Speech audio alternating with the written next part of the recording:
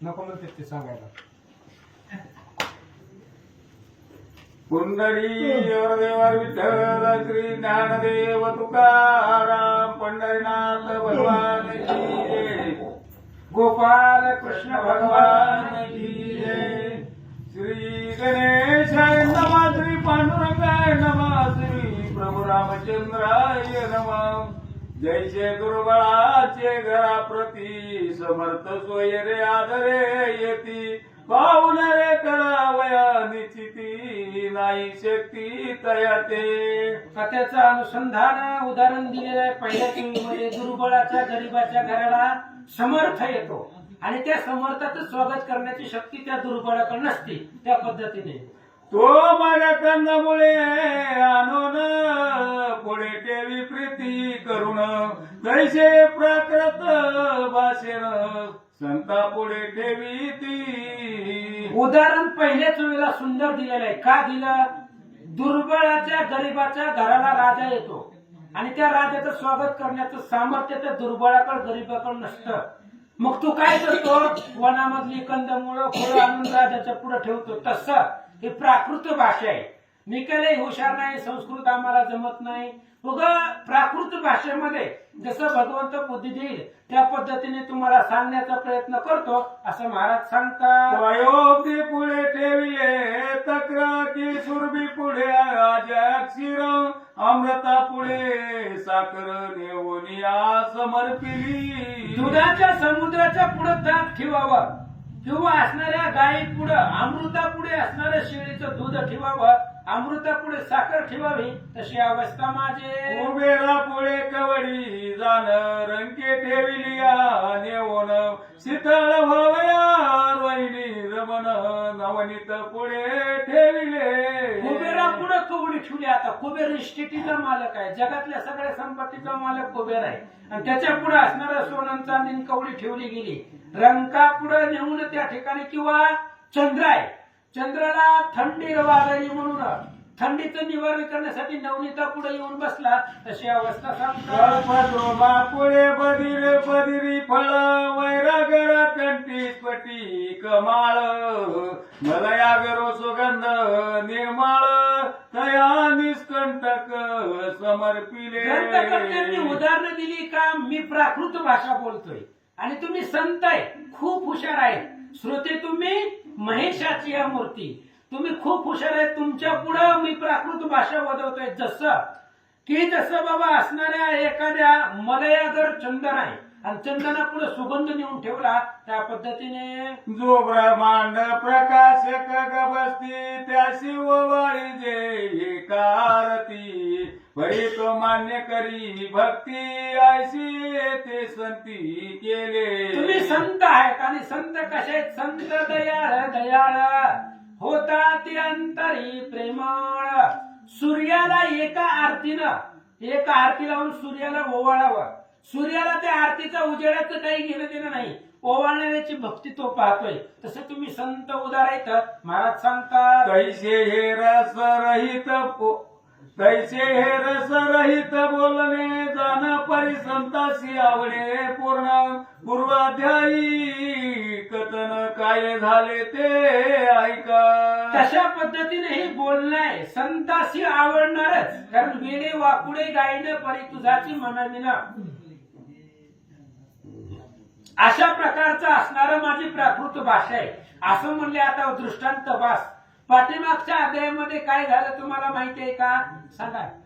शर्याती राजा पुल्या कन्येसी देता झाला च्यवन ऋषीसी होनिया दुखित मानसी गेला पुल्या नगराते. शर्यती राजा तिची कथा आपण ऐकली छोटी.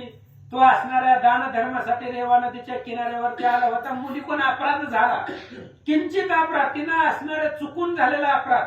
पण शर्यती राजानं आपली मुलगी त्या च्यवन ऋषीच्या आश्रमामध्ये त्यांच्या स्वाधीन केली आणि दुःखित अंतकरणानं तिथून निघून गेला. सकळ लोक सुख झाले सर्व शत्रू लय पावले ऐसे वर्तले कथानक. अशा पद्धतीचे चरित्र झालेलं आहे, कथानक झालेलं आहे. शर्यती राजा तिथून निघून असणाऱ्या प्रजेवरतीची दुःखाचं वावर होतं, दुःख होतं, सगळं दुःख संपलं, लोक आनंदानं नांदू लागले. इथपर्यंत कथा आपण ऐकले. परिवार म्हणे ऋषीश्वरा पुढील कथा अवधारा चवन घेऊनी सुंदरा स्वगृहाते पावला. आणि असं म्हणले आता शेष महाराज वत्सेन ब्राह्मणाला पाताळामध्ये ही कथा सांगताय. म्हणले महाराज ऐका काय झालं. चवन ऋषींनी ते असणारी सुंदर राजकन्या घेतली आणि आपल्या आश्रमाला माघारी आले. परी अंधत्वे झाला दिन काया व्यापिली जरेने पूर्ण राजकन्या करी सेवन पातिव्रत्य धर्माने. पण चवन ऋषी आंधळा झाला होता एका डोळ्यानं आणि शरीरानं वृद्ध झालेला होता, जरा झालेली होती. 10,000 अब्द त्यानं तप केलं होतं.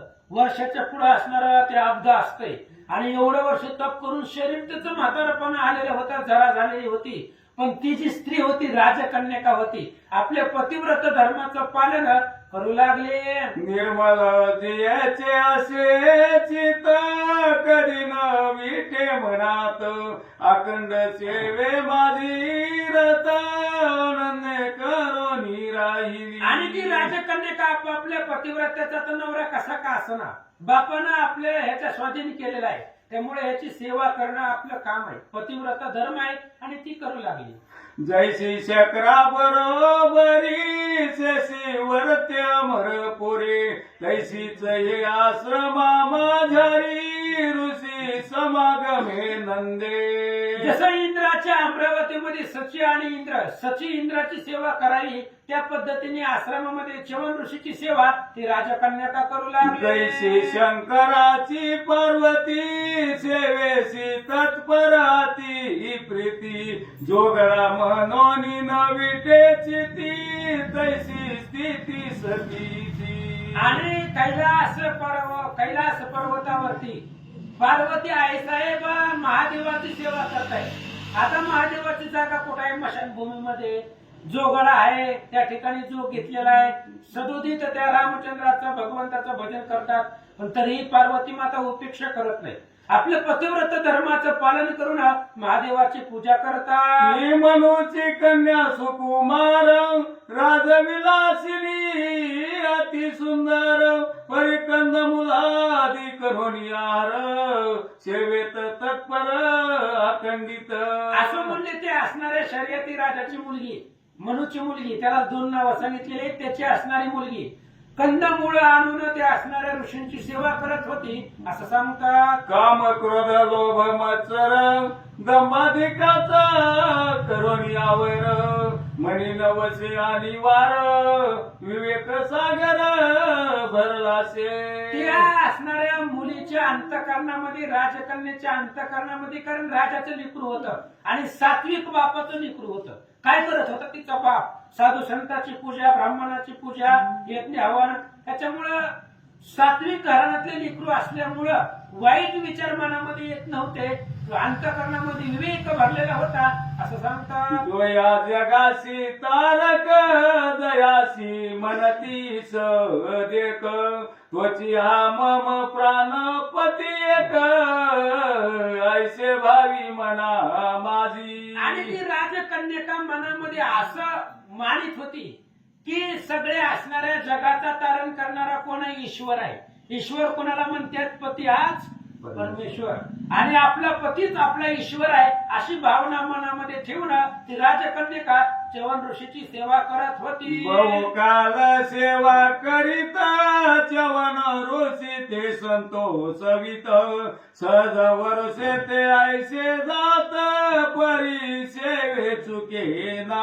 अनेक वर्ष चवन ऋषीची सेवा करत होती. वर्ष दिवस ओलांडून गेले पण सेवेमध्ये अंतर पडत नव्हतं. कोणे काळी सतीचे मन मनमते व्यापिले हे जाण परी जरा युक्त पती म्हणून इच्छा पूर्ण न होई. आणि ती राजकन्यका होती महाराज, तरुण सुंदर मुलगी होती, पण पती जो नवरा होता तो म्हातारा होता, वयोवृद्ध होता.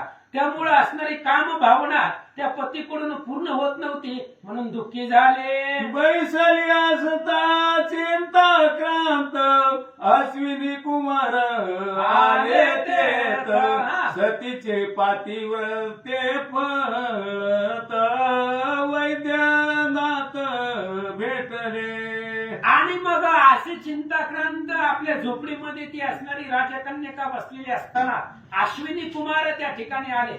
जसं रोगी आला त्या ठिकाणी डॉक्टर वैद्य मिळावा त्या पद्धतीने तिच्या दुःखाचं निवारण करण्यासाठीच ते अश्विनी कुमार तिथं प्रकट झाले. दया लागी पाहून बैसावया दिले आसन येता शक्ती दयांचे पूजन केले जाण सतीने. आणि ते असणारे अश्विनी कुमार घरला आले त्याच्यामुळे त्या सतीनं त्या राजकन्येनं त्या असणाऱ्या अश्विनी कुमारांची पाद्यपूजा केली आणि जशी शक्ती आहे जशी आपल्याला परिस्थिती आहे त्या पद्धतीने त्यांची पूजा केली. तेने संतोषले अंतरी म्हणती धन्य तू ऋषी नारी तुझे पातिव्रते पाहून ये अवसरी वर द्यावया पातलो. त्या असणाऱ्या अश्विनी कुमारांनी सांगितलं धन्य धन्य पतिव्रत आहे सती आहे तू आणि तुझं पातिव्रत आम्ही पाहिलं मन प्रसन्न झालं आणि तू इच्छित वरदान माग तुला वर देण्यासाठी आम्ही इथं आलो. तीच असेल तो मागवर ऐसे वदता अश्विनी कुमार संतोषोनी सतीचे अंतर मागे वर तो ऐका. अश्विनी कुमारांनी सांगितलं हे बघ तुझ्या पतिव्रतावरती पतिव्रताच्या सतीत्वावरती आम्ही प्रसन्न झालेलो काय इच्छित वरदान असेल ते माग तुला वर देण्यासाठीच आम्ही इथं आलेलो आहे. असं ऐकल्याबरोबर ती सती राजकन्यका काय मागते. सती म्हणे तया लागून तुम्ही झाला जरी प्रसंग तरी मम पतीचे नेत्र देव जरे पासून मुक्त करा. आणि ते असणाऱ्या पतिव्रतेनं सतीनं राजकन्येकडे मागितलं अश्विनी कुमारांना जर तुम्ही माझ्यावरती प्रसन्न झाला तर माझा नवरा एका डोळ्यानं आंधळा आहे मीच केलेला आहे माहित नव्हतं लहानपणी आणि ती असणारा जो आंधळा नवरा आहे त्याला डोळं द्या आणि जी काही जरा झालेली म्हातारपण झालेला आहे ते सगळं घालवा आणि तारुण्य माझ्या पतीला अर्पण करा. ऐसे भाषण ऐकता मला ते पतिव्रते ऐके आता तू मनुची सुकन्या तत्वता तरी आमची प्रार्थना एक असे. आणि त्यावेळेस त्या अश्विनी कुमारांनी सांगितलं तू मनु राजाची मुलगी आहे म्हणून आमची पण एक प्रार्थना आहे आमची बी एक विनंती आहे. कोणती. तुझ्या पतीने आम्हाला गुण यज्ञ भाग द्यावा हो जाण मग तयासी नेत्र येऊन जरा जाईल कायची. अश्विनी कुमारांनी सांगितलं तुमचे पती खूप श्रेष्ठ आहेत चिवन ऋषी भृगु महाराजांचे सुपुत्र आहेत त्यामुळे आमची बी कामना आहे आमची बी इच्छा आहे की तुझ्या पतीनं यज्ञ करत असताना त्यामधल्या यज्ञातला आविर्भाग प्रसाद आम्हाला प्रत्येक वेळी द्यावा त्यानं आम्ही धन्य होणार आहे. आणि असं जर केलं तर मग तुझ्या पतीला डोळेही येतील आणि जी काही शरीराची जरा आहे तीही संपेल असं अश्विनी कुमार बोलतात. ऐशाच्या अश्विनी कुमार वचनाते चवन ऋषी ऐकता संतोष चिते मनती आविर्भाग तुम्हाते देवोनी करीना संतुष्ट. अशा पद्धतीने बोलल्याबरोबर लगेच असणाऱ्या त्या स्त्रीने सांगितलं राजकन्येने सांगितलं काही अडचण नाही मी माझ्या पतीला सांगेल आणि ते असणाऱ्या यज्ञातला प्रसाद तुम्हाला देतील असं ती स्त्री बोलू लागली. ऐसे ऐकता ऋषी भाषण आनंद झाला तया लागून मनती ऋषीवर ऐके वचन देणे कार्य होईल. असं स्वतः ऋषींनी सांगितलं चवन ऋषींनी बाबांनो तुम्ही घेऊन जावा यज्ञातला भाग पण माझा असणारा डोळा आणि जरा घालवा असं बोलल्याबरोबर ती पुन्हा असणारे अश्विनी कुमार काय म्हणतात. कपुरीत पूर्ण तया माझी करिता मजन तत्काळ येतील नयन काया तरुण होईल. अश्विनी कुमारांनी ऋषींनी सांगितलं च्यवन महाराज तुम्ही काय करा, इथून थोड्या अंतरावरती डोह आहे डोह, आणि त्या पूर्ण पाण्यानं भरलेला आहे, त्याच्यामध्ये तुम्ही स्नान करा. स्नान केल्याबरोबर तुम्हाला दिव्य अशा प्रकारचा जो काही तुमचा गेलेला डोळा आहे त्याला दृष्टी येईल असं अश्विनी कुमार सांगतात. ऐकून तयाची वचन ऐकती चेवनाची आनंद चित्ती परी उठवावया नसे शक्ती ऐसा देह झाला शे. आणि त्या अश्विनी कुमाराचं बोलणं ऐकलं, आनंद वाटला, पण उठायला अंगामध्ये ताकद नव्हती, म्हातारा झालेला होता. त्यांनी सांगितलं बाळांनो त्या अश्विनी कुमाराला तुम्हीच नेऊन त्या डोहामध्ये बुडवा की. मग अश्विनी कुमार उठले चेवनाचे उभय हस्त धरिले त्रिवर्ग ढोस निध गेले स्नान केले तया माझी. मग अश्विनी कुमाराने दोघा जणांनी येऊन त्या च्यवन ऋषीच्या दंडाला हाताला धरलं, त्या डोहामध्ये नेलं, स्नान घातल्याबरोबर दिव्य दृष्टी आली. मग डोहा बाहेर येत तव त्रिवर्ग एक रूप होत दिव्य देह पावले त्वरित आश्चर्य झाले ते काळी. आणि ती असणारी तिघही त्या डोहामधून स्नान केलं, बुडले आणि बाहेर निघाल्याबरोबर तिघांचंही तेज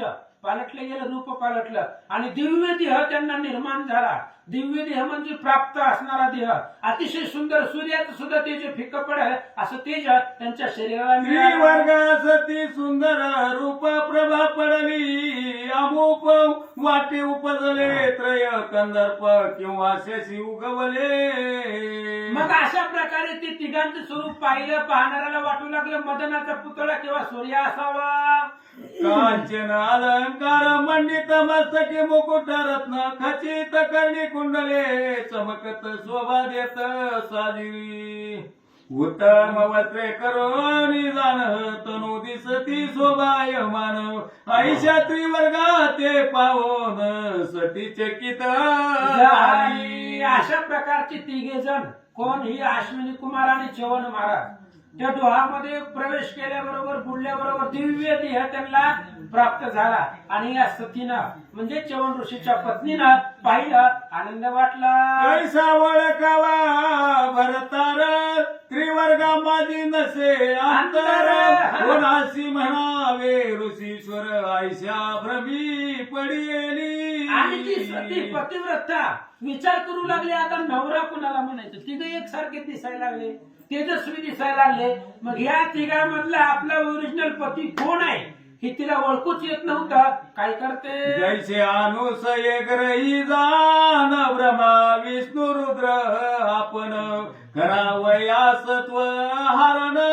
ब्राह्मण वेसे पाहत. उदाहरण दिलं, अत्रि ऋषीची पत्नी अनुसया, आणि त्या अनुसयेचं सत्व हरण करण्यासाठी ते असणारे ब्रह्म विष्णू महेश तिघजण असणारे ब्राह्मणाच्या वेशामध्ये तिथं सत्व हरण करण्यासाठी आले. पण ते न होता सत्व हरण प्राप्त झाले बाळपण जैसे स्त्रियाशी नवय होय ओळखण तेली भ्रमी पडिल्या.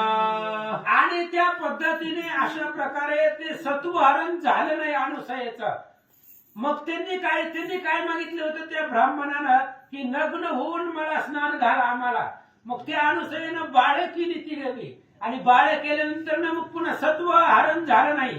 पण ती असणारी बाळ पुन्हा आपापल्या बायकाला सुद्धा ओळखू येईना ती कोण कुठला आहे. तशी अवस्था या सतीची झालेली आहे. तिघा म्हणला नवरा कोण आहे तिला ओळखू येत नव्हतं. अनुसये लागून येता दिन वदन शरण कमंडूल स्थित उदक सिंचून पूर्वरूपी पै केले. मग ही तिघी जण कोण?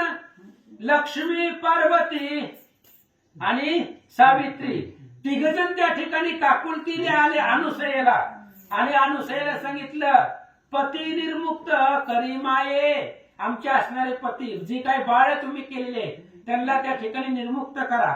मग अत्रि ऋषीच्या कमंडूल मधलं जल घेतलं, त्यांच्यावरती शिंपडलं.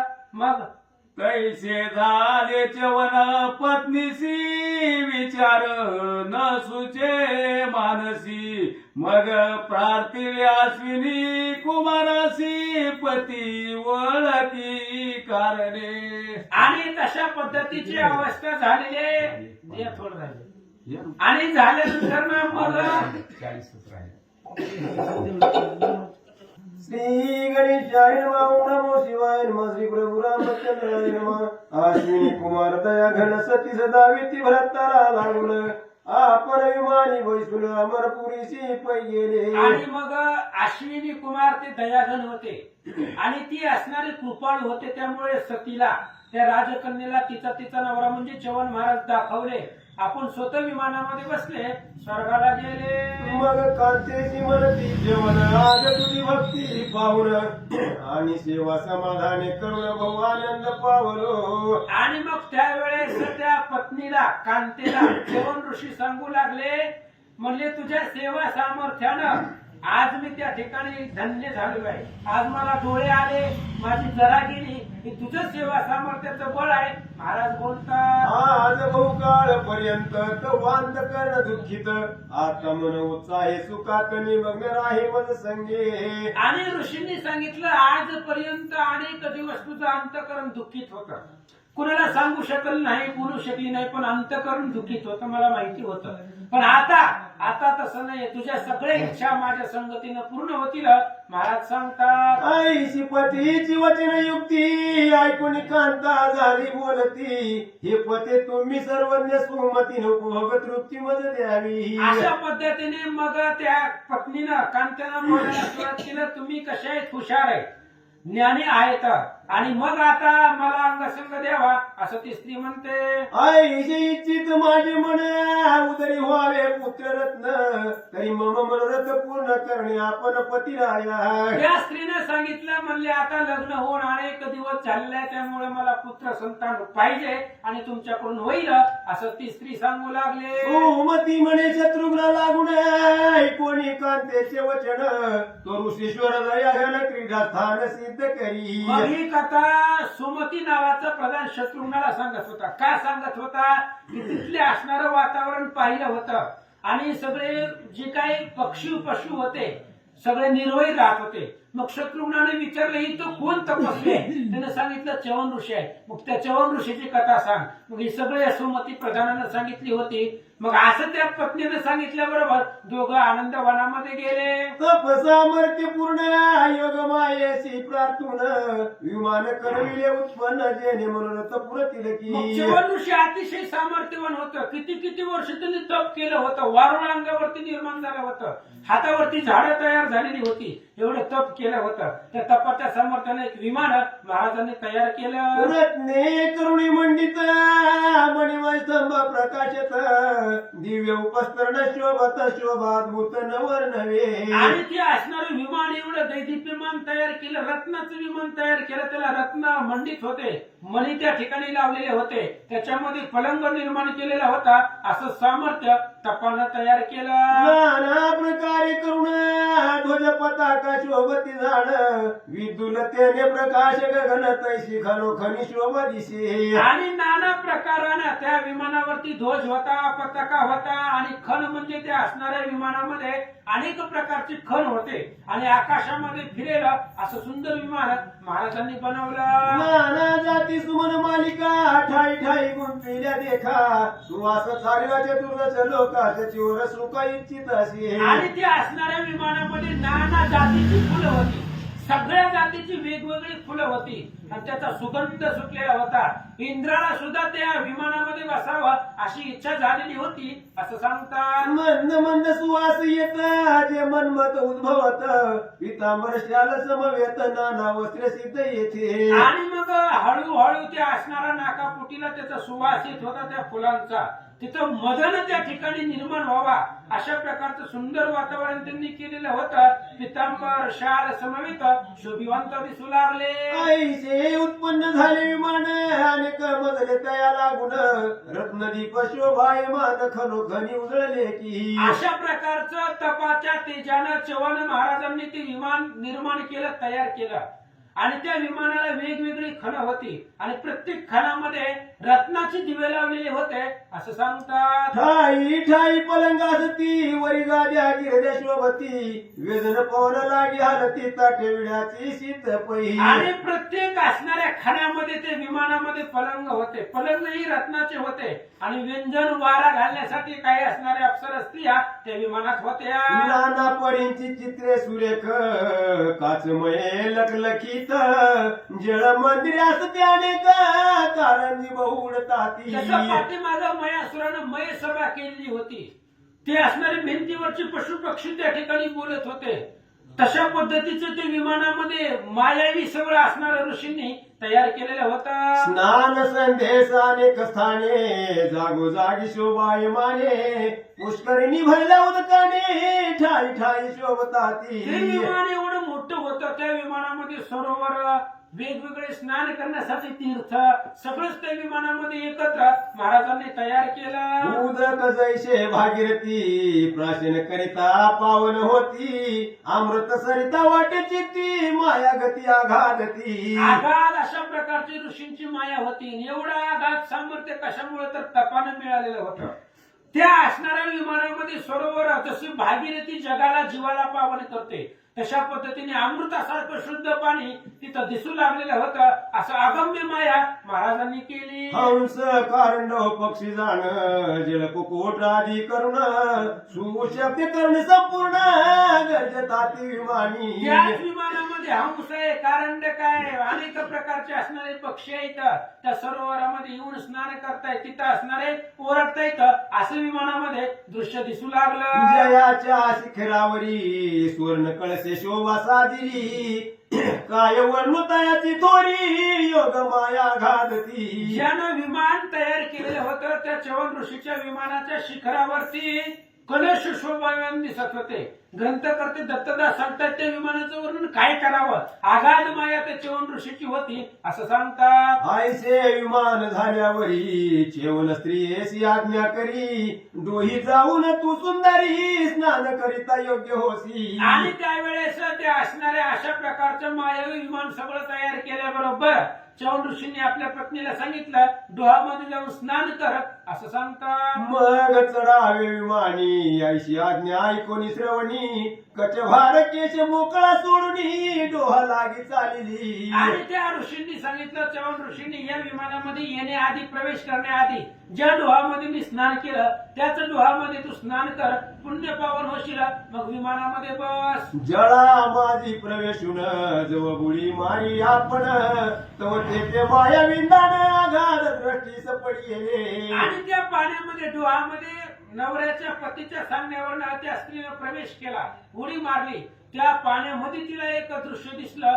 कसं सहस्र स्त्रिया अति सुंदर तरुण रूप मनोहर आयशा करून या करा उभ्या ठाकिल्या त्या काळी. आणि त्या पाण्यामध्ये डोहामध्ये तिनं प्रवेश केल्याबरोबर तिची सेवा करण्यासाठी हजारो स्त्रिया हात जोडून उभ्या होत्या आणि सेवेसाठी आज्ञा मागत होत्या. असं दृश्य पाण्यात तिला दिसलं. सुकन्येसी नमन करून म्हणती आज्ञा करावी आपण आम्ही तव दासी जाण सेवी लागी पातलो की. आणि त्या चवन ऋषीच्या पत्नीला पाण्यामध्ये हात जोडून त्या हजारो स्त्रिया दासी का बोलताय. फक्त आज्ञा करा आम्ही तुमच्या दासी आहोत सेवांकित आहोत काय इच्छा असेल ते मागा असं त्या स्त्रिया बोलतात. मग सुगंधिक द्रव्य आणून अंगाशे केले मर्दन तैसी घालून मांगलिक स्नान सुखी केले त्यावेळी. आणि त्या असणाऱ्या ऋषीची पत्नी त्या डोहामध्ये प्रवेश केल्याबरोबर हजारो स्त्रिया सेवेसाठी होत्या. सुगंधित असणाऱ्या त्या ठिकाणी चंदन आणलं त्याच्या अंगाला त्या ठिकाणी असणारं मर्दन केलं आणि त्या स्त्रियाने सुखी केलं. लहाने झाली आवरी निसविली शाल भरजरी कंचुकी देवऊनी अंगावरी अलंकार सर्व घातले. स्नान झाल्यानंतर साडी वगैरे त्या असणाऱ्या स्त्रीला परिधान केले. दिव्य अशा प्रकारचे वस्त्र अलंकारानं त्या ऋषी पत्नीला सजवलं. कुंकुमला विभाळी आजनरे केले नेत्र कमळी त्याने शोभली ती बाळी शची आगळी पै.